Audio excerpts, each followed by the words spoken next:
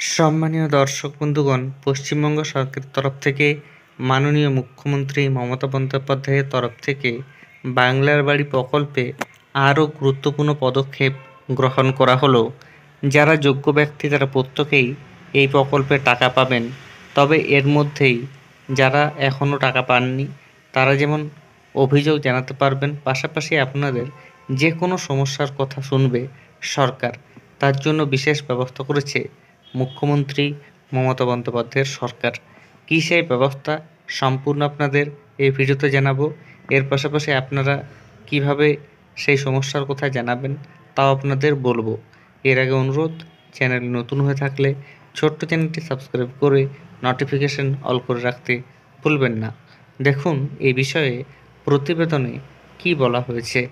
বাংলার বাড়ি নিয়ে জিরো টলারেন্স নীতি গ্রহণ করে রাজ্য সরকার উপভোক্তাদের পাশে দাঁড়াতে চালু করছে নয়া টোল ফ্রি নম্বর। আগামী সপ্তাহ থেকেই নবান্নের তরফে চালু হয়ে যাচ্ছে কন্ট্রোল রুম। সামনের সপ্তাহ থেকে 180088999451 নম্বরে ফোন করলে বাংলার বাড়ি সংক্রান্ত যাবতীয় অভিযোগ সরাসরি জানাতে পারবেন উপভোক্তারা। রাজ্য সরকার সরাসরি আপনাদের সেবায় নিয়োজিত থাকবে। রাজ্য সরকারের তরফে আগেই সাবধান করে জানিয়ে দেওয়া হয়েছিল, কোনো ব্যক্তি যদি উপভোক্তাদের থেকে টাকা চায় তাহলে তাদের বিরুদ্ধে জেলা প্রশাসন আইনি পদক্ষেপ গ্রহণ করতে পারবে। এফআইআর দায়ের করে কড়া ব্যবস্থা নিতে জেলা প্রশাসনকে খোলা নির্দেশ দিয়েছিলেন মমতা বন্দ্যোপাধ্যায়। এবার বাংলার বাড়ির টোল ফ্রি নম্বর চালু করলেন। বাংলার বাড়ি নিয়ে সরাসরি অভিযোগ শুনবে তার সরকার। অন্যান্য কোনো সহায়তার প্রয়োজন পড়লেও পাশে থাকবে রাজ্য।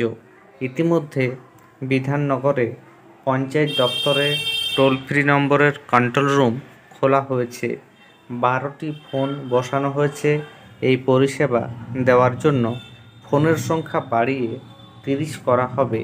পরবর্তী সময়ে পঞ্চায়েত দপ্তরের অন্যান্য পরিষেবা সংক্রান্ত সমস্যার জন্য এই টোল ফ্রি নম্বর চালু থাকবে বলেই পাকাপাকি পরিকল্পনা তৈরি করছে সরকার।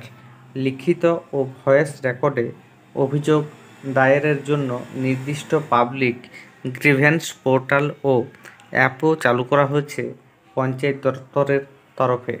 তাহলে বুঝতে পারছেন, যারা বাড়ি পাওয়ার যোগ্য অথচ বাড়ি পাননি তারা যেমন এই নাম্বারে ফোন করে অভিযোগ জানাতে পারবেন। পাশাপাশি আপনাদের কাছে কেউ যদি টাকা চায় সেক্ষেত্রে আপনারা এই নাম্বারে ফোন করে আপনাদের অভিযোগ জানাতে পারবেন। এর ফলে সাধারণ মানুষ উপকৃত হবেন বলে আশা করা হচ্ছে। ধন্যবাদ।